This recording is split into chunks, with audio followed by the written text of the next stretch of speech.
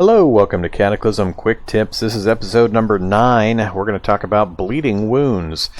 So, some of the animals in Cataclysm and certain of the undead can inflict bleeding wounds, which means that you're going to lose hit points from that wound location continuously until the bleeding stops.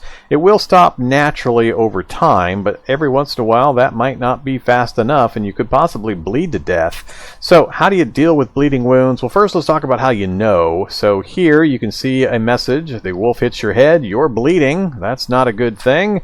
Next, if you look here, you can see the head location is in red text. Also, my right leg is bleeding. That's also red. So that is the way the game informs you where you are bleeding from. In addition, there are red splotches on the ground. These are locations or splotches that occur as I try to move to let me know, to warn me that I am bleeding actively. So, now that I know I'm bleeding and I'm losing health from these locations, how do I deal with it? Well, ideally, you've got bandages available. If you look at the bandage details, here in the middle it'll have information about its healing abilities, and the one we're looking for is here, bleeding. So if I use a bandage, it has a 90% chance of stopping the bleeding.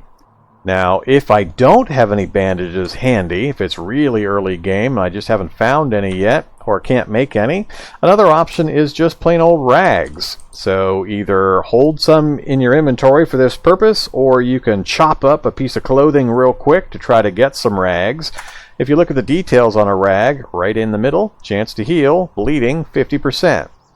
And it takes 200 movement points or action points to use it. So, we're going to go ahead and say activate, and then it'll ask you where you want to try to staunch the wound. Well, the head wound is the most dangerous. If that goes to 0, I just flat out die. So we're going to try to stop the bleeding there first.